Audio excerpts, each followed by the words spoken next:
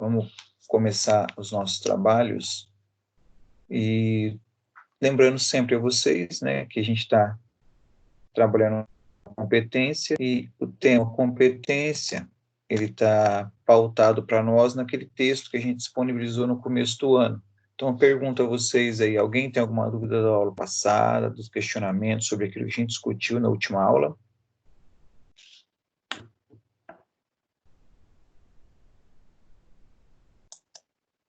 Bom, como ninguém se manifestou, né, o link da aula passada já está no estúdio e também faço aquela mesma recomendação. Então, é que vocês sempre lessem o texto, formulassem uma série de perguntas para fazer para o professor, mas vocês não estão fazendo, não tem problema, a gente continua. E só lembrando a vocês que é fundamental entrar no fórum assim que a gente encerra aqui e responder lá, acho que é a mesma atividade. Eu tenho procurado variar um pouco as atividades para vocês, mas acho que essa última aí foi bacana, que obriga vocês a refletir um pouco mais sobre tudo aquilo que a gente trabalhou. Então, eu deixo a mesma atividade lá para que vocês pontuem, né, o que a gente trabalhou na aula de hoje, lá para depois eu analisar. Ok? Lembrando que a partir dessa semana, como eu tinha avisado na última aula, o fórum também vai valer nota, eu vou dizer isso aí ao final, caso de algum colega chegar atrasado, a gente tem que repetir a mesma informação. Beleza? Então, nosso tema de hoje é especificamente a competência, mas vamos entrar na competência territorial. Eu diria que é uma das competências, uma das regras da competência mais importante. Não que as outras não sejam, mas essa aqui ela é bem importante e ela vai permitir que vocês tenham um contato mais direto com a realidade, com o local em que a ação vai ser proposta, ok? Quando a gente fala em competência, a gente tem, então, aqui essa regra que está lá disposta para nós no artigo 46, que coloca, né, tal do foro comum, e a regra geral é o domicílio do réu, ok? Essa é uma das regras mais importantes que vocês têm que aprender em processo civil. Então, qual que seria o conceito da competência territorial? É aquela competência que é atribuída aos diversos órgãos jurisdicionais, levando em conta exatamente a divisão do território nacional em circunscrições judiciárias. Né?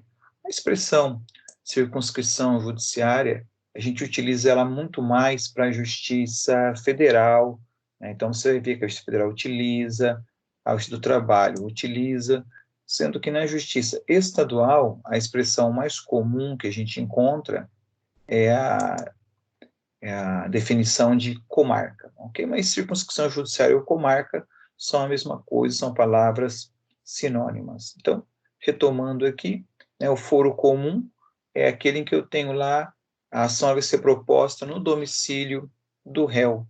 Muitas vezes o acadêmico vem para o curso imaginando que seria o domicílio do autor, que é quem está propondo uma ação, mas não é verdade.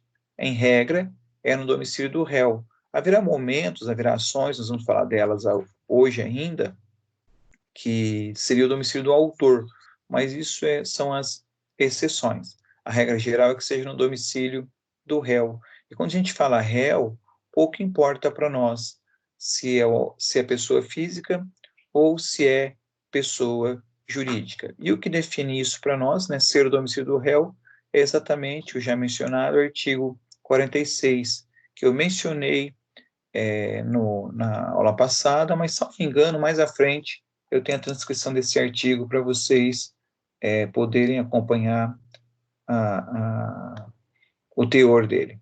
Bom, uma dúvida que sempre surge para o acadêmico, mas o que é domicílio? Domicílio e residência é uma divisão que o Código Civil faz essa diferenciação. E no Código Civil, artigo 70, ele define domicílio como lugar onde ela, né, onde a pessoa estabelece sua residência com ânimo definitivo. Assim, não se preocupem muito com o conceito de domicílio em diferenciá-lo do conceito de residência. Grava assim, é mais fácil para vocês na hora de aplicar, na hora de estudar. Quando a gente fala em domicílio do réu, pensa assim, onde o réu mora. onde é que ele está morando, que cidade que ele está morando. Acho que esse é a melhor ideia para a gente trabalhar. Então, a gente vai ver onde o réu mora, onde o réu tem sua casa e onde ele está morando é a comarca em que eu vou propor a ação, ok? A mesma regra se aplica ao incapaz. Quem que é o incapaz? É aquela pessoa que foi interditada, ou criança, né? Eu gosto de trabalhar bastante com a ideia de criança, que é mais fácil para o acadêmico entender. A criança mora com quem? Mora com o pai e com a mãe. Se a criança não está com o pai e com a mãe, alguma coisa está errada. Está morando com a avó. O certo, o ideal seria que esse pai e essa mãe desse a guarda para essa avó. A gente sabe aí que no dia a dia as famílias nem sempre se organizam dessa forma. Às vezes deixa a criança com um tio, com uma tia, né, com um parente, às vezes até com um estranho, né, por um ou outro motivo, deixa essa criança lá e não regulariza a situação dessa criança. Né? Só a título de experiência para vocês, quando estive à frente da Secretaria de Educação do município de Maringá, né, na qualidade de diretor-geral, a gente tinha muito problema da criança ser abandonada, assim, era deixada com a avó. E a avó queria matricular essa criança na escola, é obrigatório, né, a matrícula da criança, ia lá para matricular, e a gente se deparava com a seguinte situação: a avó não tinha a guarda da criança. E aí, quando eu assumi, eu impus que a gente fizesse valer as regras corretas. Falei, só pode matricular pai ou mãe, ou quem detém a guarda. Nossa, foi uma complicação imensa, porque as pessoas não conseguiam entender isso, achavam que a avó, por ser parente, já era responsável pela criança. E não é verdade, ela precisa ter um documento que é chamado guarda dessa criança, que a partir de então ela possa ter a responsabilidade. Pai e mãe não necessitam, agora qualquer outra pessoa que está com a criança necessita dessa guarda para que possa, de fato, zelar pelo interesse dessa criança. Bom, de qualquer maneira, se a criança for ré, e ela pode ser ré, mas como que uma criança pode ser ré? Ela pode receber lá uma herança, ter alguma coisa que exige uma administração, né? Algum bem que exige administração. E essa criança não pode administrar. E aí seria necessário que ela fosse ré no processo. Outra situação que pode acontecer também seria lá, às vezes, peituação de alimentos. De repente, o pai quer fazer uma revisional de alimentos, pai ou mãe, ou quem está pagando alimentos, quer fazer uma revisional, e aí ela seria ré. Agora, para ela poder ser ré nesse processo, ela tem que estar devidamente representada, e aonde ela seria? No domicílio do representante legal, que é com quem, ao menos, se espera que ela resida. Ok? Bom, além do foro comum, que é a regra geral que eu mencionei a vocês, nós vamos ter algumas regras que é chamado de foro especial, né? Então, se ela é especial, ela tem algo de diferente do geral. Normalmente, ali onde ocorre o cumprimento da obrigação ou a prática do ato ilícito. O foro especial a gente vai passar por cada um deles ainda na aula de hoje. Então, só focando mais uma vez, está ali a setinha cor-de-rosa, dizer a vocês que o domicílio do réu é a principal regra que vocês devem se recordar ao longo dos seus estudos, ok? Eu observei que tem uma galera chegando aqui um pouquinho depois, mas não tem problema, né? Eu estou gravando a aula e ao final eu coloco ela no estúdio com um link para quem quiser pegar o comecinho da aula, ok? Mas até então, para quem chegou agora, destacar a vocês que a regra principal é que a ação ela é proposta no domicílio do réu, ok? Vamos à frente. Então, como havia mencionado a vocês, nós temos aí a regra de que a ação ela é proposta no domicílio do réu. Aí está aqui o nosso amigo Simpson e a sua casa. Então, se você quiser processar alguém, basta saber onde ela mora. Só que isso nos traz algumas outras circunstâncias, como, por exemplo, uma pessoa ela pode ter mais de um domicílio. A pessoa pode morar simultaneamente em dois locais. Nós temos um colega meu que ele mora segunda, terça-feira, está em Maringá.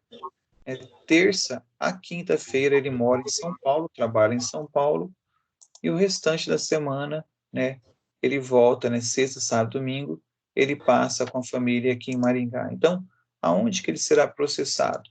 Ora, se ele mora, exemplo que eu coloquei diferente agora, Curitiba ou Gramado, ele pode ser processado em qualquer um deles, tanto Curitiba quanto em Gramado. Os dois estarão corretos, né?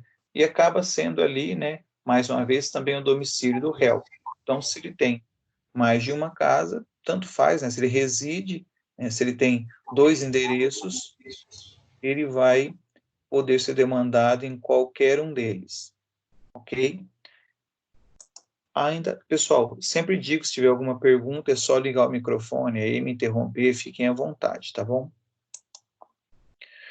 Agora, nós temos ainda, no mesmo artigo 46, a situação do artista circense, ou cigano, que são pessoas que não têm um domicílio certo, são pessoas que não têm parado, são pessoas que trabalham andando pelo mundo. Então, sendo incerto ou desconhecido o domicílio do réu, ele será demandado aonde ele for encontrado. Então, um circo chegou na cidade, né, e a pessoa que trabalha no circo veio a cometer alguma infração, causar dano a alguém, não pagou alguma conta, comprou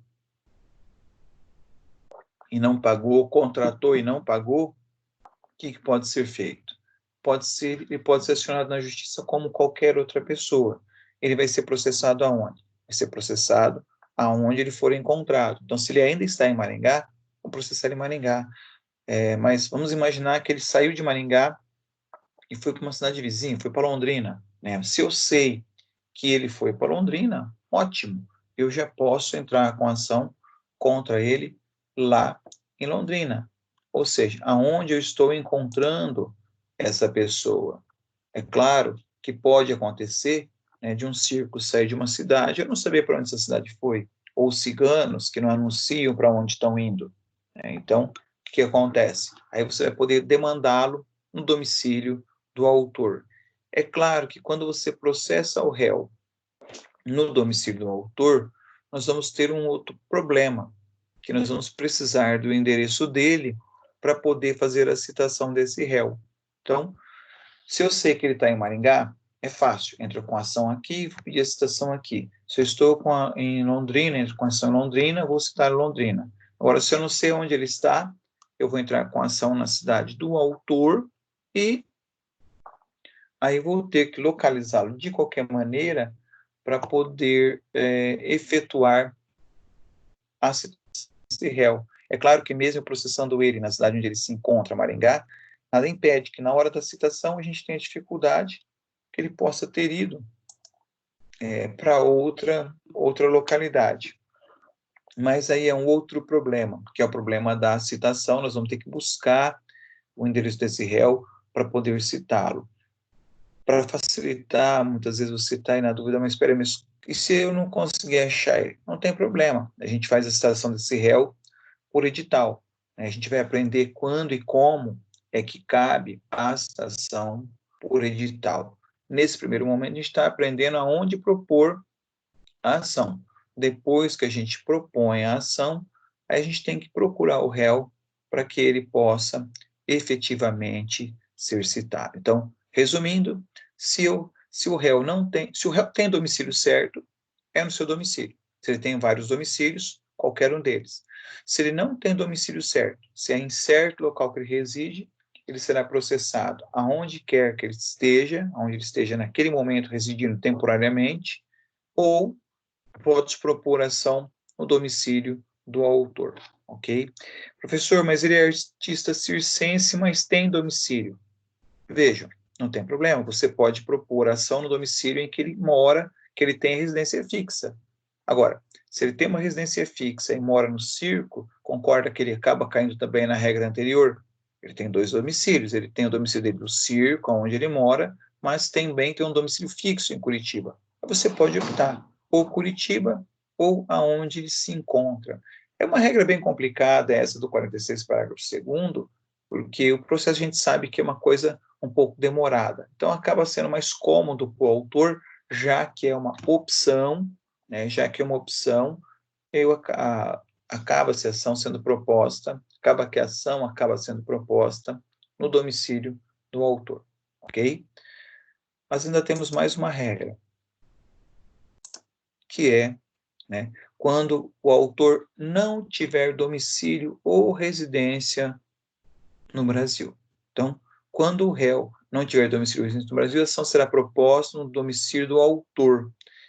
Então, aqui nós temos duas situações, né?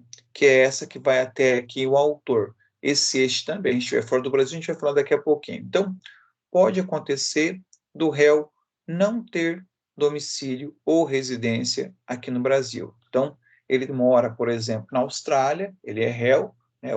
O desenhozinho que eu trouxe aqui para vocês, ele está morando lá na Austrália, né? Reside na Austrália, mas o autor, ele é cidadão brasileiro. Então, onde a gente vai propor a ação? Também no domicílio do autor.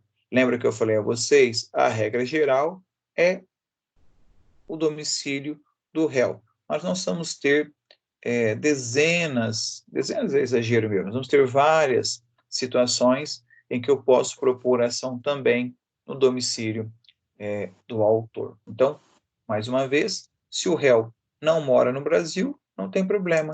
A gente vai propor ação contra ele aqui no Brasil mesmo. Mas como é que eu faço para buscar esse réu que está fora do país? Como a gente estudou em aulas passadas, né? Eu até perguntaria para vocês em sala de aula, mas qual é o documento? Né? Perguntar aqui, vai demorar muito para você me responder, então já vou resposta direta. Eu vou utilizar a carta rogatória. É o documento que a gente usa para encontrar o réu, para citar o réu fora do país, é o que a gente chama de carta rogatória. Por que rogatória? É de rogar, de implorar que o outro país cumpra, né, o dispositivo de fazer a citação desse réu. Ok? Então, mais uma vez, se o réu residir fora do país, para o autor é o seu domicílio, né, o domicílio desse autor para ele propor esta ação. Mas o artigo não para aí, né? E se este também? E se o autor também não residir no Brasil? Ora, se autor e réu não residirem no Brasil, se autor e réu não residirem no Brasil, o réu mora, aqui no exemplo, nos Estados Unidos, e o autor mora na China, tanto faz, né? China ou Brasil, você vai propor ação daí, desculpa, China ou Estados Unidos, você vai propor ação daí em território nacional, você vai propor ação aqui no Brasil. Aí muitos podem se perguntar, mas em que local no Brasil? Eu vou só emudecer esses microfones.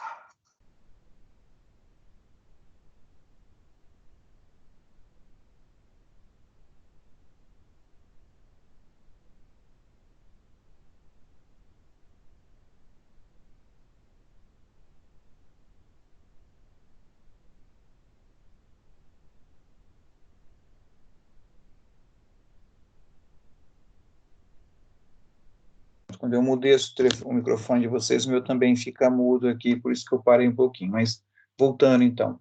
No momento em que autor mora fora do Brasil e réu mora fora do Brasil também, aonde isso será proposta? Em qualquer lugar no Brasil. Aí você me pergunta, mas onde no Brasil? Exatamente qualquer lugar. Você pode optar por propor aqui em Maringá, você pode optar por propor no Acre, né, qualquer cidade do Acre, em São Paulo. Eu sempre digo que numa situação como essa é mais conveniente para o autor, já que pode ser proposto em qualquer lugar aqui no Brasil, é mais conveniente para o autor optar por uma cidade que tem um aeroporto internacional, porque quando o autor precisar, se o autor precisar vir para alguma audiência, algum ato processual, ele vai poder descer numa cidade que tem um aeroporto internacional, é muito mais fácil para ele organizar a própria vida no seu dia a dia. Então, mais uma vez, se o réu não reside no Brasil, a ação é proposta no domicílio do autor. Se réu e autor não residem no Brasil, aí eu vou propor a ação em qualquer lugar no território nacional. Qualquer um deles estará correto. Avançando. Pode acontecer de eu ter 2 ou mais réus com domicílios diferentes. Então, eu tenho lá um réu que reside em Curitiba, eu tenho outro réu que reside em Gramado e um terceiro réu que reside lá em Rio Negro, estado do Paraná. Então, nesse caso aqui, a gente precisa voltar à regra geral. Qual é a regra geral? Domicílio do réu. Eu posso ter vários réus, posso, surge aquela figura que nós já estudamos do litisconsórcio, que são vários autores ou vários réus em um determinado polo processual. Então, aqui nós temos um litisconsórcio passivo, são vários réus. E daí? Né, onde o autor vai propor? Como é que eu vou definir qual é o critério que eu vou utilizar? É a idade? É o quê? O critério que eu vou utilizar é o desejo do autor. O autor vai poder propor ação no domicílio que ele e o autor, para ajudar, reside no outro, que seria Caçador, Santa Catarina, aonde que o autor proporia ação, ele vai poder escolher qualquer domicílio do réu. Então, ele vai poder propor ação em Curitiba, ou em Gramado, ou ainda em Rio Negro. Quem vai definir é o autor. O autor escolhe o local. Só toma cuidado que aqui não é no domicílio do autor. Permanece sendo no domicílio do réu, mas é em qualquer um dos 3. Curitiba, ou Gramado, ou Rio Negro, no estado do Paraná. Então, essas são as regras que a gente chama de competência territorial. Nós ainda temos mais uma, não me lembro se eu coloquei aqui ou não. Coloquei, acabei colocando aqui para vocês. Tem mais uma regra, que é no caso da execução fiscal. Será proposta no domicílio do réu, ou de sua residência, ou do lugar onde for encontrado. Isso aqui a gente não vou me ater muito a ela, porque diz respeito à execução, e vocês vão aprender o processo de execução no 5º semestre. Então, deixa lá para o professor do 5º semestre aprofundar essa regra com vocês. Mas, basicamente, se você observar, ela acaba caindo ela acaba caindo na regra geral, que você vai propor execução no domicílio do réu, da residência do réu, ou aonde o réu está morando. Então, acaba sendo ali onde ele pode ser encontrado. Então, acaba sendo a mesma regra geral. O código, algumas vezes, ele coloca algumas regras específicas que, ao meu ver, seriam desnecessárias, porque já a regra geral já seria suficiente para resolver essas questões. Que eu já faço uma observação também, que eu não vou tratar item por item do código. Há alguns aspectos ali que são irrelevantes, ou menos não acontecem muito no dia a dia, a gente deixa para um outro momento. A gente trabalha só aquilo que é fundamental para vocês. A gente já fala agora dos foros especiais. Okay? E aqui a gente já começa com um interessante, que é o bem imóvel. Isso que eu já mencionei para vocês durante as nossas aulas presenciais. Então, eu tenho 2 regras muito importantes. A primeira regra delas é o 46, domicílio do réu. E a segunda regra mais importante seria quando eu vou discutir bens imóveis. Os bens imóveis é no local aonde está o imóvel. Agora, a gente só tem que tomar cuidado que não é qualquer assunto do bem imóvel. Então, existem assuntos do bem imóvel que eu vou poder usar foro de eleição. Agora, existem alguns direitos sobre imóveis que eu não vou poder discutir em outro local que não seja o bem imóvel. Bom, aqui eu gosto de fazer sempre uma observação para o aluno. Vocês precisam ter o que eu chamo de gatilhos mentais para poder lembrar dessas situações. Como é que eu vou lembrar numa prova, numa avaliação, num concurso, que em regra é o domicílio do réu? Ora, tem um princípio básico que a gente aprende em direito, que é ninguém é culpado até que se prove, até que se prove em contrário. Todo mundo é inocente até que se prove em contrário. O réu é a mesma coisa no processo civil. A pessoa não deve até que o autor entre com ação e promova. Por isso que é no domicílio do réu. E o imóvel? Como é que eu vou lembrar do imóvel?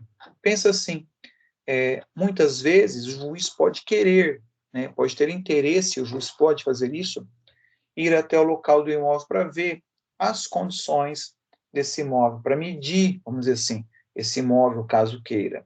Então, por isso que é no local do imóvel, para permitir que o juiz tenha fácil acesso a esse objeto do processo, caso ele queira, né? Então, 47 fala assim, ó, para as ações fundadas em direito real sobre imóveis, é competente o foro da situação da coisa. A dúvida que ocorre aqui nesse momento com vocês, para o aluno de processo civil, já tem o costume de discutir esse assunto, então, a dúvida que sempre me perguntam é, mas o que é direito real? Aí o Código Civil, lá no 1225, ele tem o cuidado de esclarecer para nós o que é direito real. E ele traz um rol de 13 elementos. Acho que na hora que eu copiei, apaguei o 12º, acabou ficando faltando um aqui. Mas você tem lá, vamos pegar os principais, que é a propriedade, o penhor e a hipoteca, né? O que é a propriedade? Propriedade é aquilo que, de fato, dá direito à pessoa para poder fazer tudo com a coisa. O proprietário ele pode fazer qualquer coisa que ele queira com o bem. Afinal de contas, o bem é dele. Ele pode fazer aquilo que ele quiser com a coisa, diferente da locação. A locação não é um direito real. Por que a locação não é um direito real? Porque você não pode vender o imóvel. Se você aluga o imóvel, você pode fazer tudo com ele, menos vender. E mesmo a utilização, ela é limitada. Se você aluga um imóvel para fins comerciais, você não pode utilizá-lo como residencial e vice-versa. Por isso que a gente coloca aqui, locação é um direito pessoal, não é um direito real. Então, para fechar esse item, se eu vou discutir direito real sobre o imóvel, também é difícil lembrar direito real. Lembra sim, se você vai precisar olhar o imóvel, se você vai precisar tocar, se o juiz quiser tocar no imóvel, ele vai ter que ir até o local. Por isso que a gente sempre usa o local do imóvel como regra para discutir bens imóveis. Ok? Então, na dúvida, quando você falar de bem imóvel, diga que é o local da coisa. E aí, né, depois você vai aprofundando os seus estudos aí nessa questão. Outra competência especial, essa daqui é o do 48, que diz lá, o foro de domicílio do autor da herança no Brasil é o competente para o inventário, partilha, arrecadação, cumprimento, exposição de última vontade, impugnação ou anulação de partilha extrajudicial. Professor, Oi, esse artigo 1225, ele é do Código Civil ou do CPC? Código Civil. Ele é Tá, do Código beleza. Civil, ok? Partilha extrajudicial é para todas as ações em que o espólio for réu, ainda que o óbito tenha ocorrido no estrangeiro. Aqui tem uma expressão que eu preciso chamar a atenção de vocês desde já, que é esse negócio aí do autor da herança. Pessoal, o autor da herança não é o autor do processo. O autor da herança é quem morreu. Então, quando o código fala aqui, o for domicílio de quem morreu, né, será o competente para a ação de inventário e partilha. Lembrando ainda, nós estamos falando aqui de uma competência internacional exclusiva. Então, se o autor da herança morreu, né, e morreu fora do país, de repente até já vivia fora do país, mas se ele tem patrimônio no Brasil, só o Brasil pode julgar essas ações. Só o Brasil pode fazê-lo. Então, você vai propor essa ação no Brasil, aonde ele morava aqui, em território.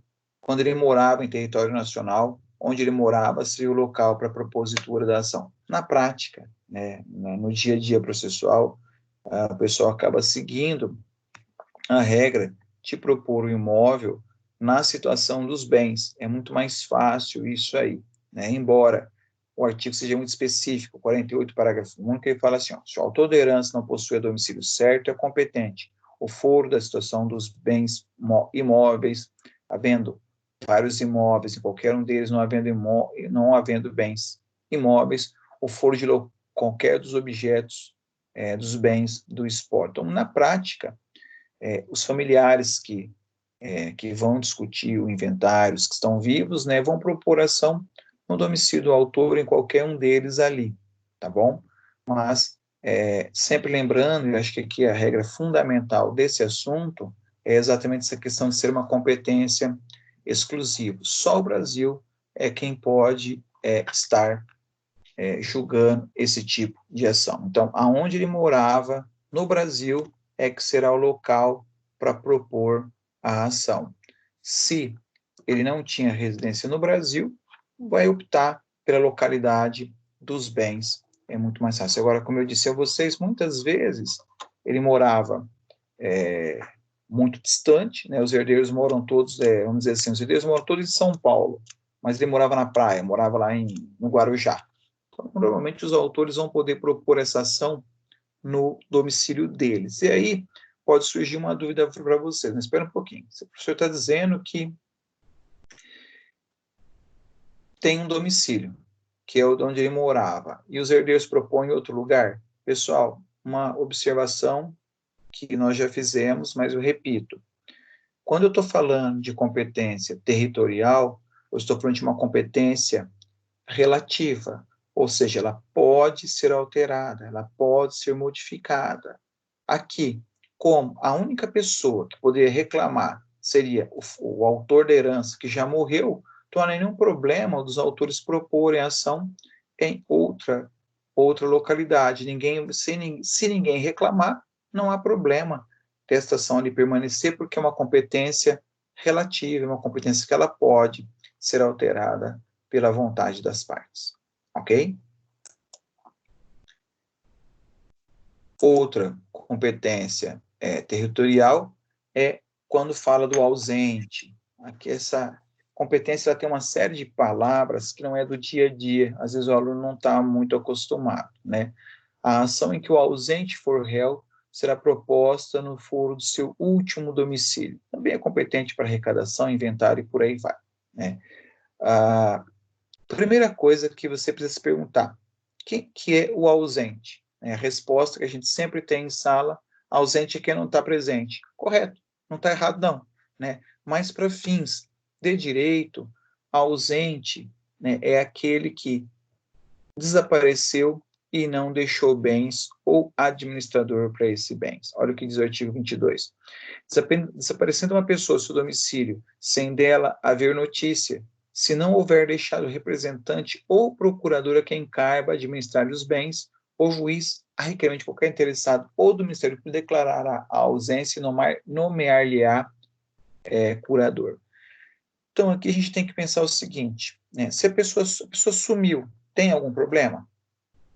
Se a pessoa desaparecer, né, tirando a tristeza dos familiares, não tem muito problema. Né? Sumiu, acabou. Agora, para o direito, tem problema? Tem. Tem uma série de problemas desde que ela tenha deixado patrimônio.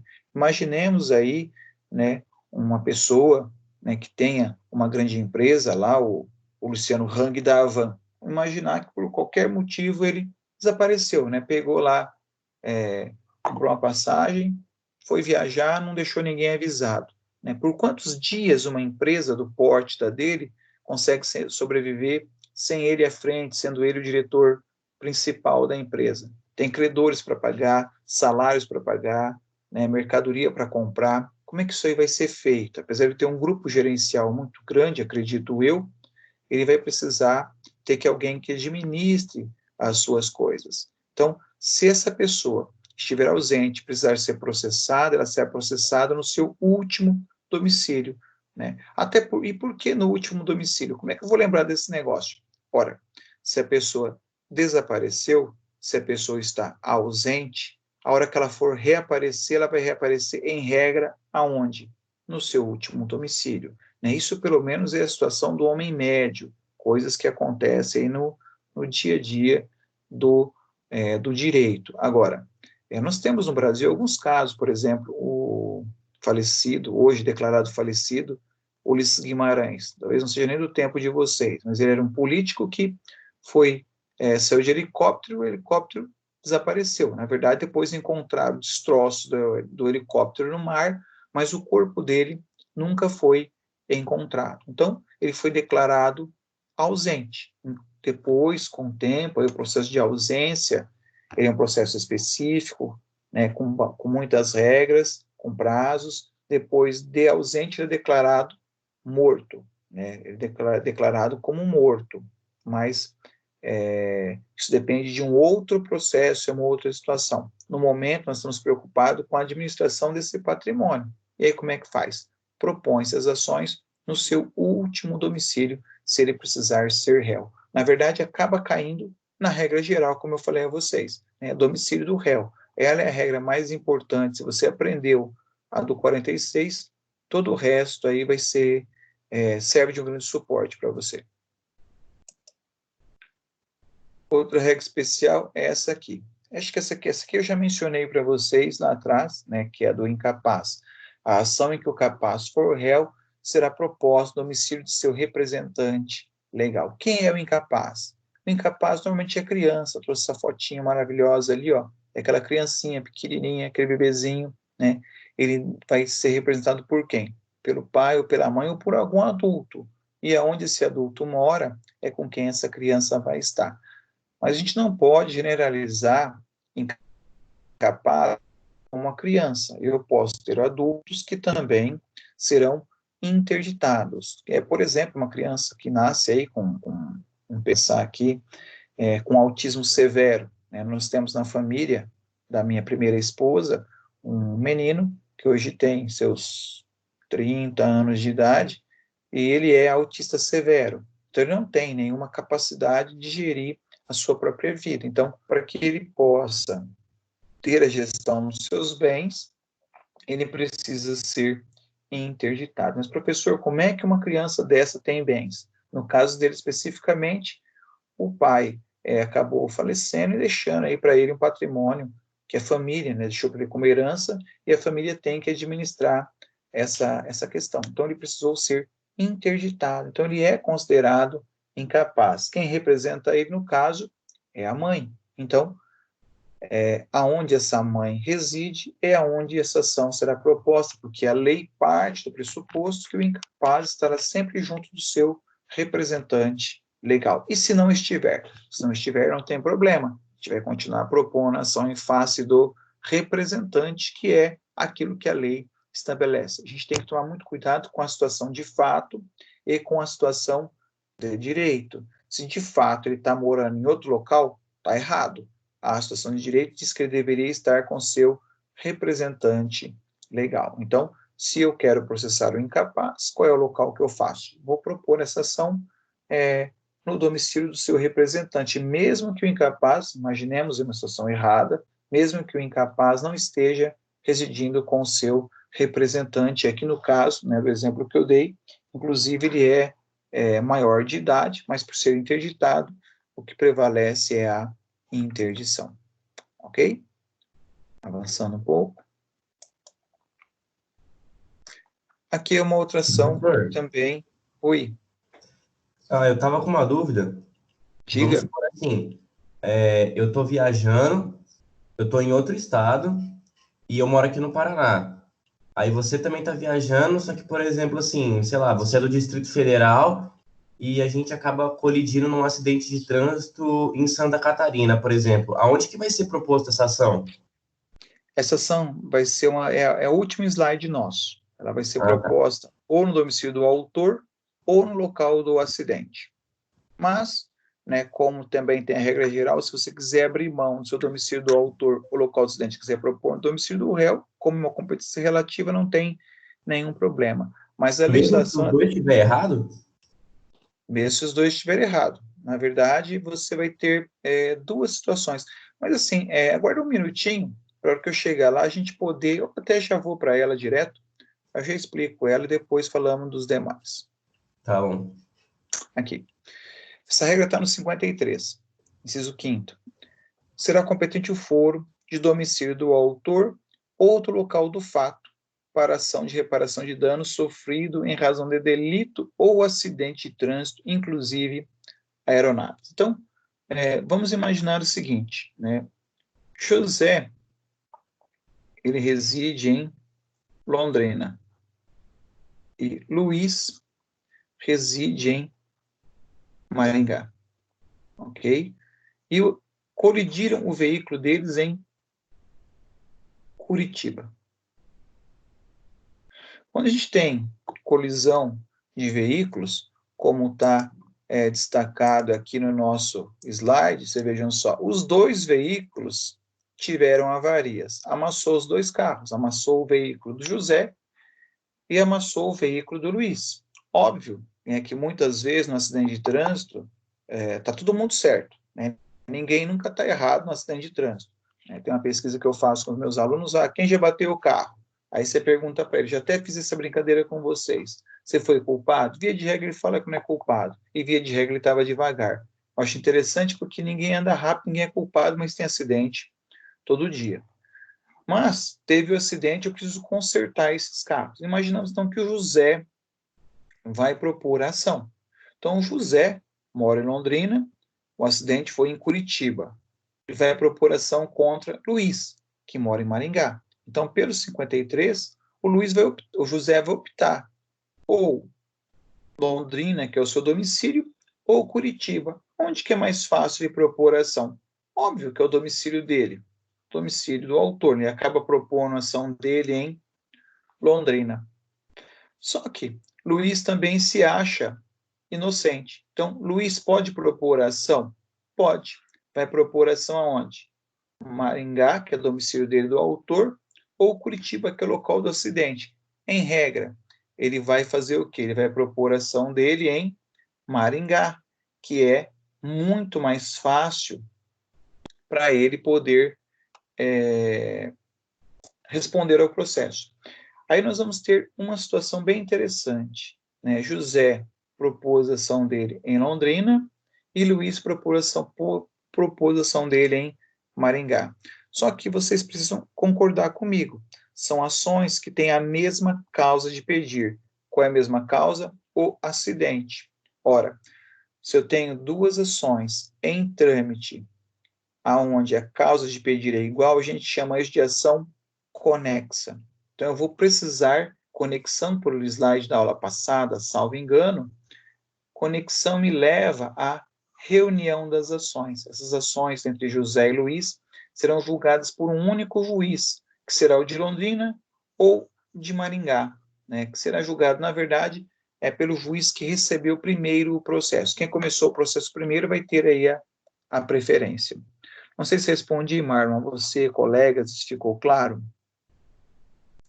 Entendi, professor. Tá? Eu diria que essa é uma das mais complicadas, por isso que ela fica por último para a gente entender. Então, resumindo bem a ideia. Acidente de trânsito. Né? Quem vai propor a ação? Quem se acha inocente na causa, ele opta ou o local do acidente, ou então o local em que o fato ocorreu. Essa é o que o artigo 53 coloca. Essa mesma regra vale, inclusive, para aeronaves. Então, se há um acidente aéreo, você vai poder propor a ação no domicílio do autor, né? Claro que aqui a gente está falando de pessoas que vão processar a companhia. Né? Ele vai propor essa ação no domicílio dele, autor, ou aonde aconteceu o acidente, aconteceu o sinistro, fica a critério do autor. O autor é quem vai escolher o local em que ele vai propor. Ok? Lembrando, mais uma vez, que se trata de uma competência relativa. Então, se ele trocar o local, não tem nenhum problema para ele propor essa ação.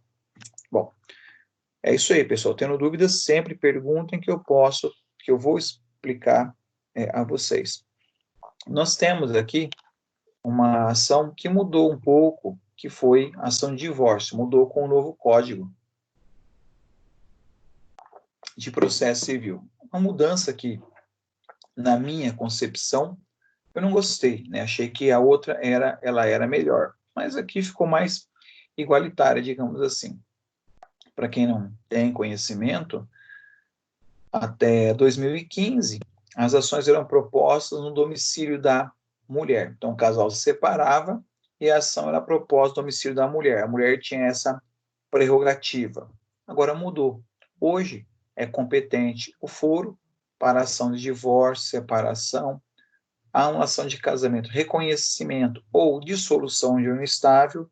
Ele tem algumas regras. A primeira regra é essa: é sempre perguntar: o casal tem filho incapaz? Tem lá uma criança ou tem uma pessoa interditada, filha do casal? Se o casal tem esse filho incapaz, a ação será proposta no guardião, né, de quem tem a guarda, mesmo que seja de fato, não houve o divórcio ainda, a guarda de fato do filho incapaz. É uma regra muito interessante, né, porque ela vai estar protegendo quem está mais fragilizado nesse momento.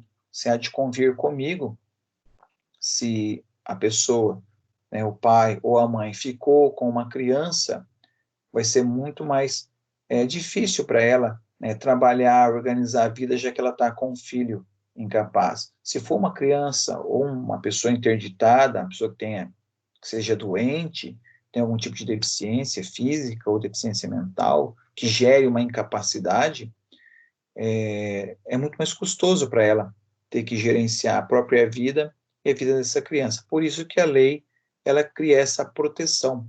Quem está com filho incapaz, então vai ser protegido, vai poder propor a ação. É uma coisa que pode acontecer. Ora, mas e se o pai fica com um filho, vamos imaginar, de 10 anos, e a mãe fica com um filho de, por exemplo, 3 anos de idade? Aonde eu vou propor a ação? Olha lá, a ação será proposta no domicílio do guardião do filho incapaz. Os dois estão com o filho incapaz. Então, aquele que propor a ação primeiro, né, vai ter que propor a ação, ele vai poder propor a ação no seu domicílio, porque ele está com a criança incapaz. Então, vamos dizer assim, quem propor a ação primeiro terá essa proteção garantida pelo processo civil. Então, assim, já foi difícil a vida em comum. Se separaram e ficou cada um com um filho. Não tem problema, a gente vai pela regra. Quem está com o filho incapaz, o domicílio do filho incapaz, é onde vai propor a ação. Agora, a gente sabe que nem todo divórcio envolve crianças. Pode ser que o casal já seja adulto.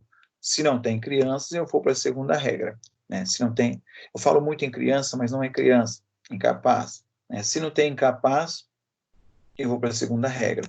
Qual é a segunda regra? Do último domicílio do casal, caso não haja filho incapaz. Ou seja, eles eram casados, moravam em Maringá. Com a separação, né, o marido foi embora para Curitiba. Onde será proposta a ação? O último domicílio do casal, Maringá. Mas e se aconteceu o contrário? E se a mulher foi embora? Não tem problema. Se o marido ficou em Maringá, será na casa, né, na residência, no último domicílio do casal. Agora, e se ambos, né, forem embora?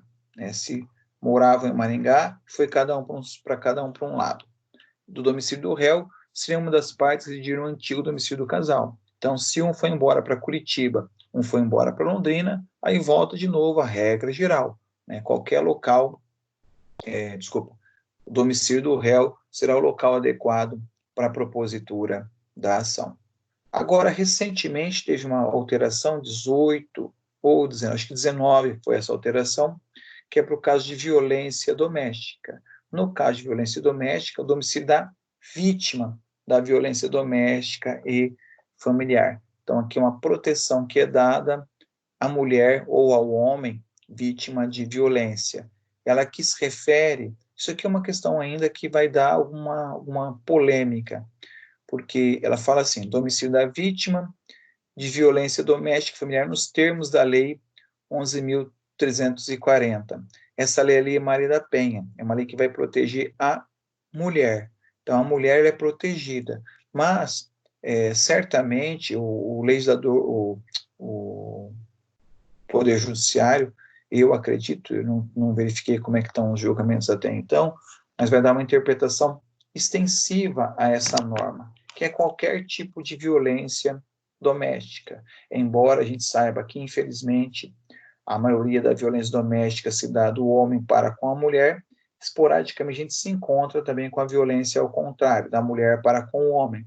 Aí, tecnicamente, haveria uma discussão se esse artigo 53D também é aplicada para o homem, porque ele faz uma violência, ele faz uma referência específica à Lei Maria da Penha, que ela tem no seu bojo, é da proteção da mulher mais fragilizada, no caso. Então, quando se trata de divórcio, separação, acho não, é a competência mais complicada, porque você vai num crescendo. São pelo menos 3 ou 4 etapas que você tem que superar, né, por exclusão. Você tem que começar primeiro para verificar se tem filho incapaz, não tendo incapaz, último domicílio, se ninguém reside, domicílio do réu. Ok? Então, é fundamental seguir essa Professor, ordem. Quem chama? professor, Maria Júlia te chama. A minha ligação caiu e daí eu perdi essa última parte que o senhor passou. Eu tava vendo sobre essa parte de ainda residir. Aí, tipo, saiu e eu não vi as duas últimas partes. Vamos lá, não tem problema. Você não viu só o 3 e o 4? O 3 e o 4, o resto eu vi, o 1 e o 2 eu vi. Então, você viu o 1 e o 2. Que é um? Tem uma criança, é quem está com a criança. Você viu o 2, não tem criança, último domicílio do casal. O terceiro, né? Pode acontecer de terminado o casamento, eles estavam casados em Marialva, acabou o casamento, cada um foi para um lado. Um foi morar em Londrina, outro foi morar em Mandaguari.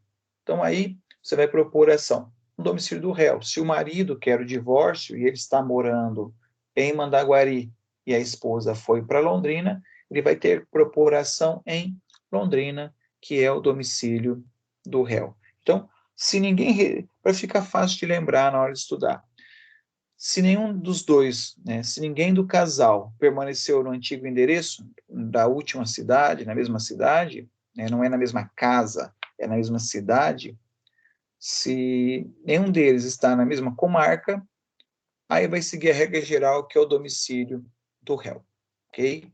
Ainda, e a violência doméstica? A violência doméstica tem uma proteção especial, agora é de 2019, né, tem uma proteção especial em que quem for vítima de violência, ela vai ter a prerrogativa de propor ação no seu domicílio. Ou seja, vamos imaginar um caso que é o seguinte, o marido bateu na mulher, a mulher vai embora, né, vai para a casa do pai, que é em Curitiba. Onde será proposta a ação? Em Curitiba, que é onde ela está morando. Então, ela quer se divorciar do agressor, ela vai até o fórum de Curitiba, ela ajuiza a ação e ali o réu vai ter que se defender lá naquela localidade, com carta precatória, se for o caso, ou ele ter que ir até aquela cidade. Ok, Maria? Ficou mais claro?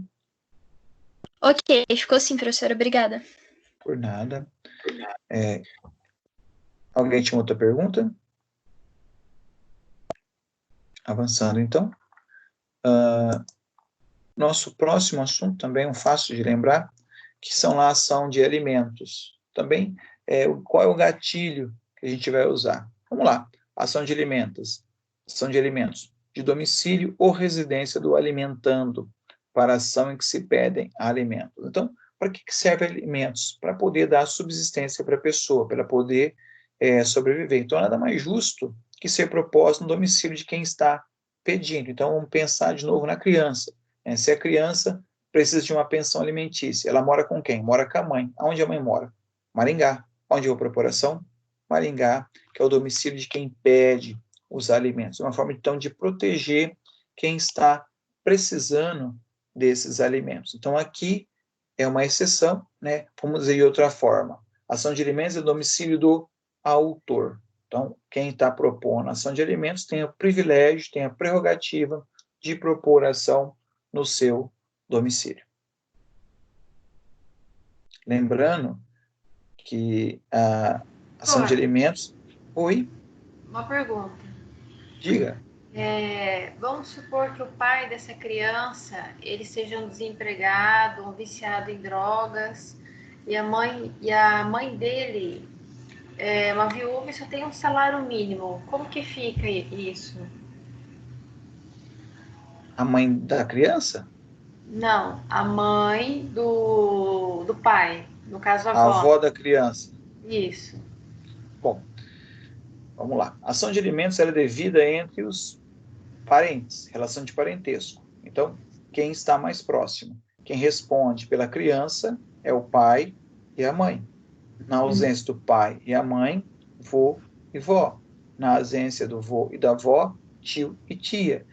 Isso vai num crescendo que a gente chama de linha de sucessão. Se tiver bisavô, bisavô e bisavó. Tá. Na sua pergunta, ora, quem é o responsável pela criança? É o pai. O pai tem que pagar. O professor, ele está desempregado e ele não tem, ele é um drogado. Isso. Vamos dizer assim, resumindo, no bom português, isso é problema dele, não é problema da criança. É claro que vai ser problema para a criança, já vou explicar, mas para o processo civil, tem pai vivo? Tem. Vou propor ação contra o pai. O professor, o pai não tem como pagar. Então tá. Quem paga? A avó. A avó, se falou que tem um salário mínimo? Isso, vamos supor, ela recebe um salário mínimo. Ok. Eu vou propor a ação, então, contra. Primeiro vou justificar para o juiz que esse pai é um drogado, não tem condição de pagar, e aí eu vou propor ação contra a avó. Uhum.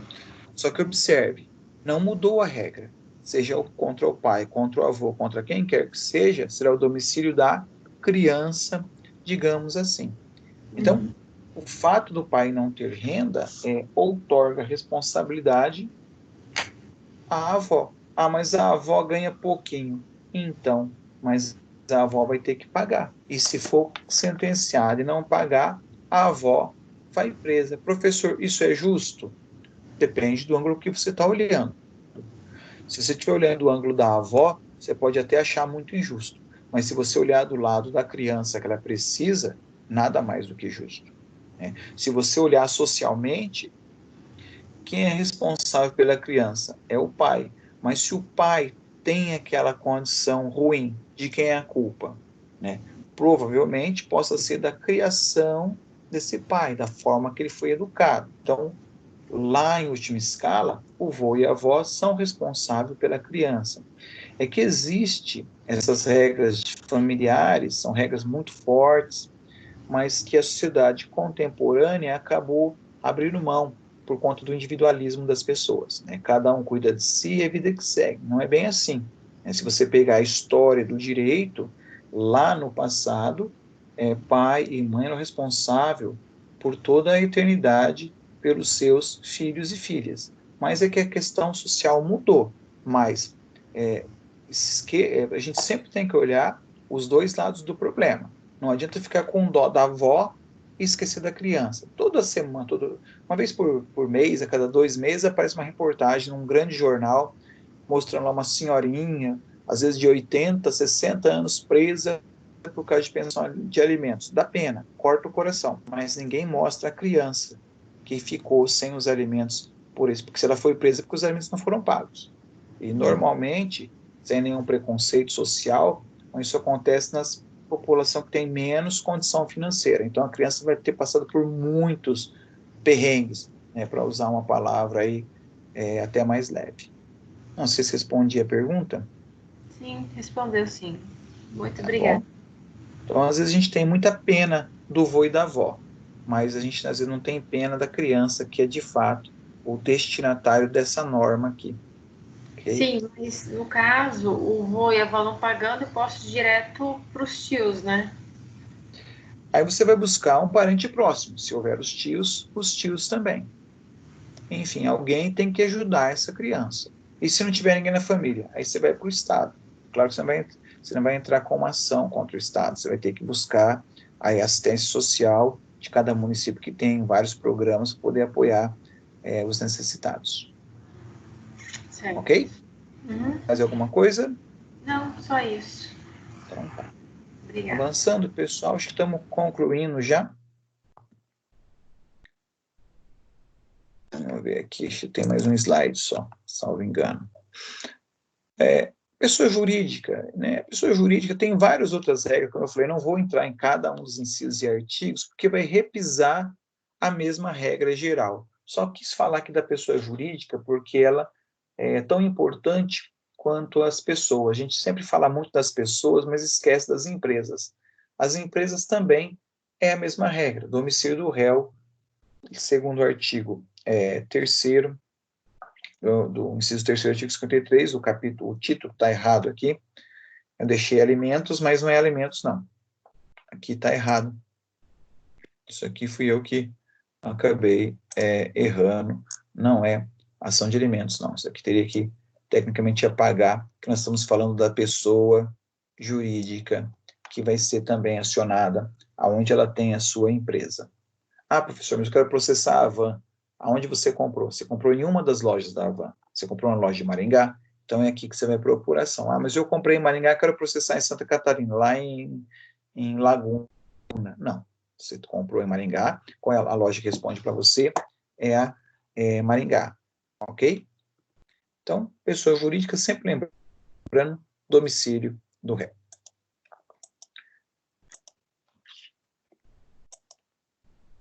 Aqui, acidente de veículo e acidente de trânsito, a gente já tratou quando o Marlon nos fez a pergunta agora há pouco.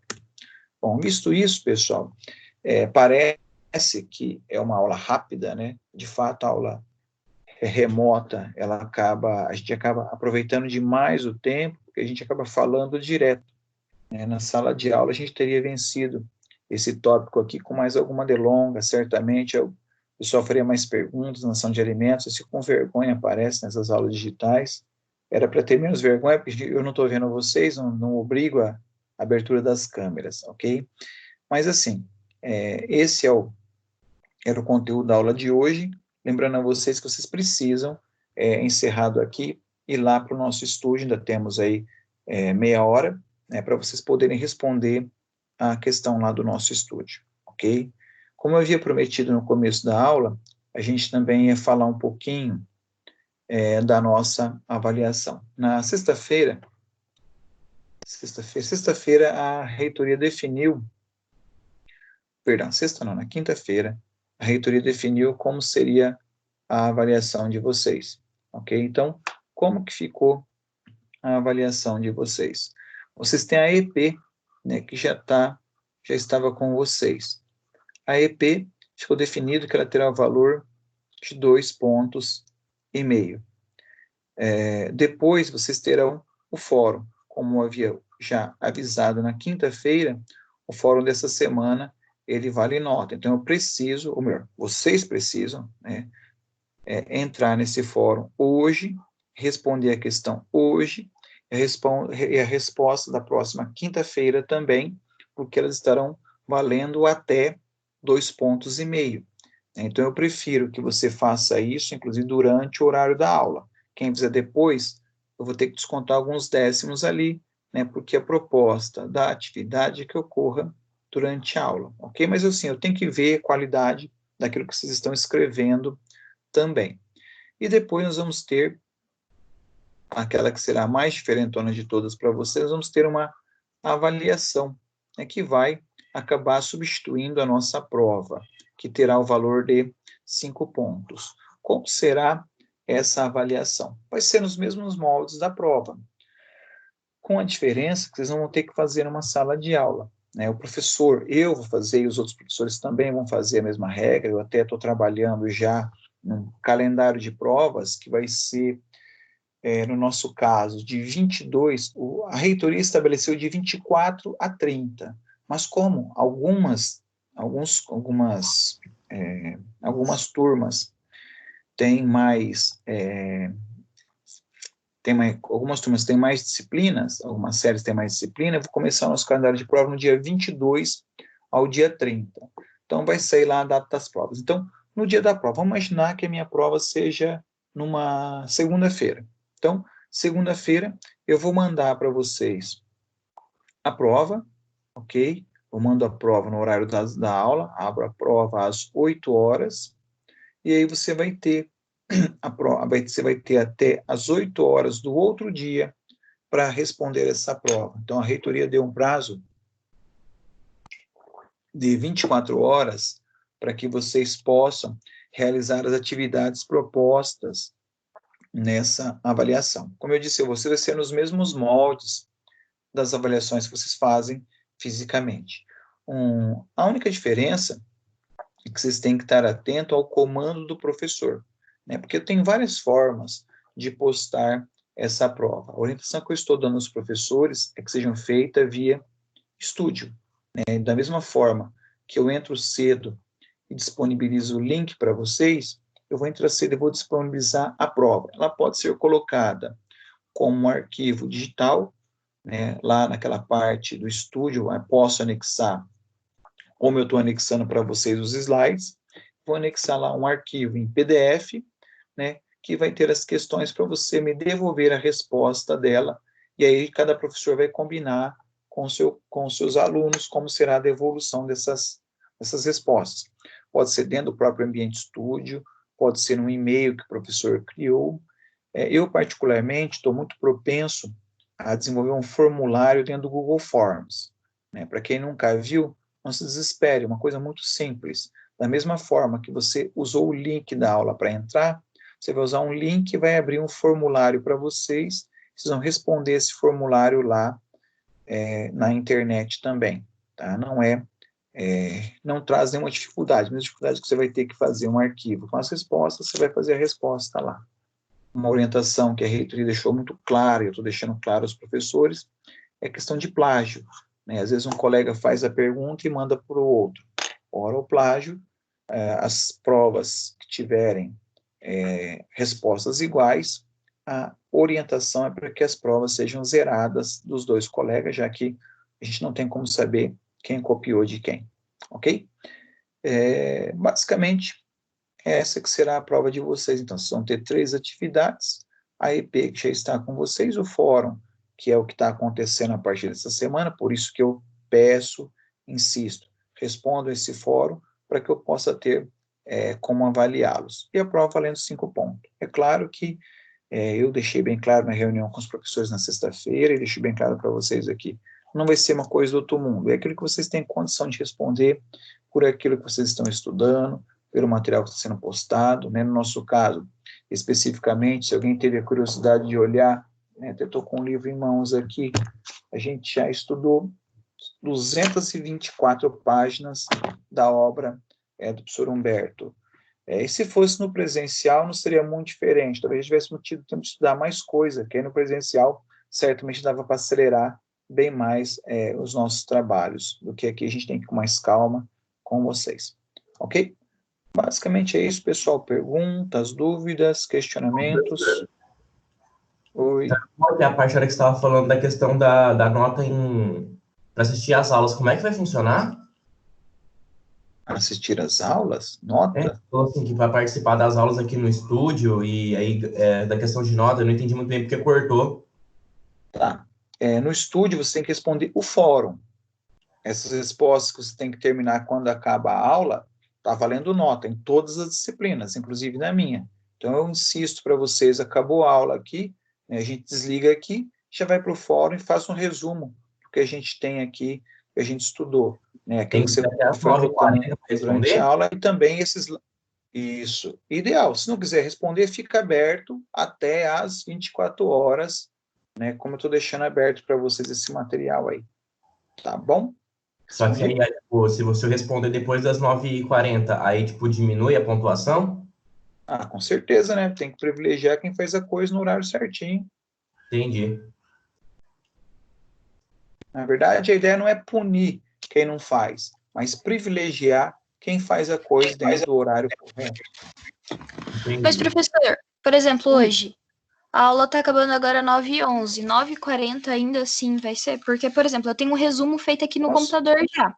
Só que se eu tirar copiar ele e colar lá, não vai ser o ideal, porque ele é um resumo Tudo bem, assim, não tem problema. Vamos deixar até o meio-dia para vocês aí fazer isso, não tem nenhum problema. Não é, pessoal, não vai ser por cronômetro que a gente vai aprovar ou reprovar vocês. Não vai ser por minutos ali que eu vou prejudicá-lo. A ideia não é prejudicar ninguém, a ideia é que vocês de fato possam participar e demonstrar aquilo que vocês conheceram. Posso deixar aí até às 18 horas de hoje, então, para que entregue, não tem nenhum problema quanto a isso. Ok? Às vezes alguém não conseguiu, assistir a aula toda, eu vou disponibilizar o link agora, vamos deixar até às 18 horas, que acho que dá um bom tempo para o pessoal fazer. Vai ficar aberto até mais, acho que fica aberto até amanhã, às 23h59, eu deixei. Mas quanto mais rápido puderem fazer, é melhor para vocês, porque senão deixa a coisa acumulada e fica ruim. Ok? Mais alguma dúvida? Tudo certo. Tudo certo? Tá bom? Tudo certo. Tá, pessoal. Bom, se ninguém tiver nenhuma dúvida aí, eu me despeço a vocês. Insisto que vocês deveriam fazer perguntas. Faz 2, 3 perguntas lá e começa a aula infernando o professor com um monte de perguntas. Isso é bom para vocês, é bom para o professor, garanto a vocês. Torna a aula mais ágil, né? menos monótona. Professor. Oi. Bom dia, é a Luana. Bom dia, Luana. Tudo bem com você? Tudo bem, e você? Maravilhosamente bem. Tirando a quarentena, o resto está tudo bem. Então tá. Professor, a última aula eu não consegui pegar ela inteira. Você disponibilizou o link da última aula? Disponibilizei. Eu não consegui achar ele. Não conseguiu achar? Não. Os slides foram colocados lá para vocês? Os slides sim, mas eu falo a aula gravada. Tá, eu vou tentar localizar o arquivo aqui e reposto, não tem problema. Tá bom, obrigada. Por nada, querida. Tchau, tchau. Tchau, tchau. Mais alguém, pessoal? Se não houver mais dúvidas, então eu vou liberar vocês para vocês irem para o fórum, para poder responder lá o questionário.